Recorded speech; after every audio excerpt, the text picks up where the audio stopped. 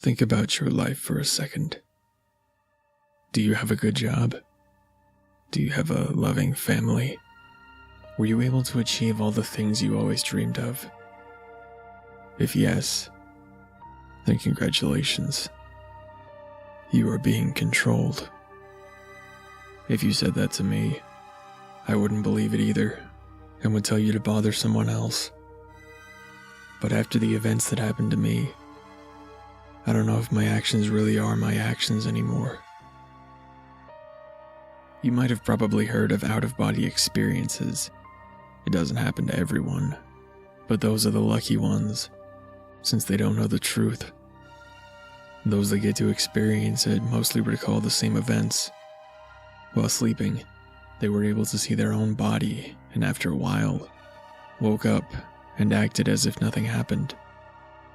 Mostly. You see, there are a few special ones, myself included, that are not only capable of being conscious during the event, but also capable of traveling in their astral form. I'm not aware of any other reports about this, but I am absolutely sure that I'm not the only one.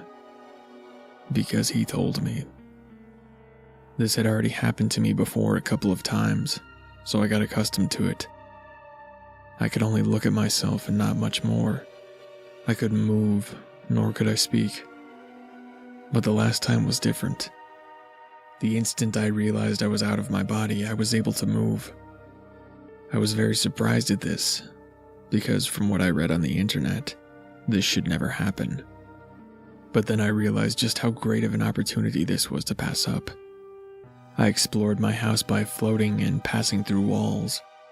Another strange thing was that I could see everything in the dark. Not like in night vision, but I could just see, as if some light was being shed on everything that I couldn't trace the origin of. I eventually got bored, and when I noticed that there was no limit to where I could travel, I decided to go outside. Instantly, my happiness turned to despair.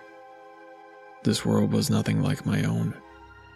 Clean and symmetric streets were now dirty and out of shape. Lampposts that emitted yellow light were now casting a dark red, resembling dried blood. The black sky with white stars was now the reverse, making me feel nauseous just by looking at it. But that wasn't the worst part. When I saw the grotesque appearance of my neighbor next door, I felt like puking right then and there. His disproportioned legs made him completely crooked. He didn't have any clothes, which showed its cut and ripped skin, his hair falling piece by piece, his eyes looking in different directions like a chameleon, his face contorted in such a way that looked like someone melted it and tried to reconfigure it. In fact, if it wasn't him standing in front of his house, I would never have even guessed it was him. I don't know what crossed my mind, but I decided it was a good idea to approach him, instead of floating back to my room. Every inch I moved towards him, the more I sensed something bad was going to happen. I eventually made it to him, trying to get his attention. He remained motionless and reactionless for a few minutes, until I heard it. That loud, heart-piercing shriek trespassed me. I recoiled in terror, but my neighbor didn't so much as flinch in horror. In fact, he even signaled me to follow him inside his house. Since I had no better ideas, I followed him. Right before the door closed, I caught a glimpse of the origin of the sound. I just managed to take a quick look at its dark shadow, but that was enough to make my neighbor look like a kitten compared to it. The hellish outside was now in contrast with the normal inside of his home. He didn't say a single word as he limped his way upstairs. I followed him, still in a state of confusion, as he led me towards his bedroom. I was somewhat astonished to find out that my real neighbor was sleeping in his bed. Even before I could question this being, he spoke in a low, relaxing, almost hypnotizing voice. I see that you were able to make your way into this world. You aren't allowed to be here. Go back, and let us go on our business. Business? What type of business are you talking about? I questioned him. The business of manipulation. I shivered a bit at his words. As you already saw, this place is an alternate reality of your world. There are many names for it. The most common one your people use is hell. That is not right, but it isn't totally wrong either. You control your society with rules capable of achieving order, even though it's not perfect. This world is, however, a distorted, mirrored version of your world. We prefer chaos over order, anarchy over society, and evil over good. But like your world, this one isn't perfect. That's why I didn't kill and mangle you at first sight. But why am I not allowed in here? Why do you share similarities with my neighbor? What the hell am I even doing here? I kept inquiring, hoping to get some answers. If you insist on getting answers, I will give them to you. But the truth may not be pretty.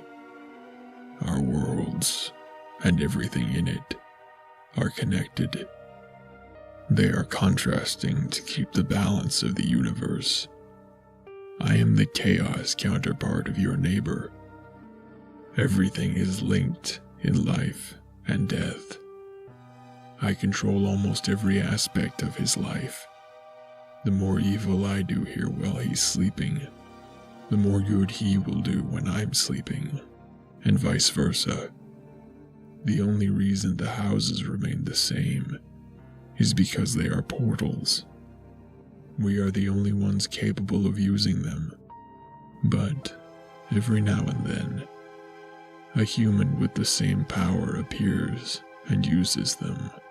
While you are here, your chaos counterpart swapped places with you and is sleeping in your world. That is why you need to leave. Just imagine the damage he will do if he wakes up in your world. Okay, I'll go. But before I leave, just one more question. Who was the counterpart of the creature from before? Almost instantly after I said that, the shriek returned. And with that, a loud bang at the door. You idiot. Now I have to explain myself to it. Just leave. I will distract it, and you can escape from the back door. Never come back again. I did as he asked, and left. While floating to my house, I could hear him pleading to the beast in another language. I twisted the doorknob to my home, and as I entered, I heard that same shriek, accompanied by screams, and shortly after, dead silence. I went to my bedroom as fast as possible. When I got in, I could almost feel a gravitational force pulling me to the bed. But first I went to the window to see what had happened, but I wasn't fast enough. I saw a huge trail of what I assumed was blue blood going into an alley. Just before it got out of sight, I saw that same shadow, this time dragging something in its right limb. I couldn't even call it an arm. I woke up drenched in sweat after the previous events. I tried to do research about it, but I couldn't find anything relevant. I turned on the TV to the news, ate breakfast, and just before I turned it off, something appeared on my screen. Apparently, my neighbor was missing from his home. Someone noticed a huge trail of blood at his doorstep leading into a back alley, which ended in a giant pool. Although what happened was tragic, now that I will never know the answer, that question will forever plague my mind. Who was the counterpart of that creature?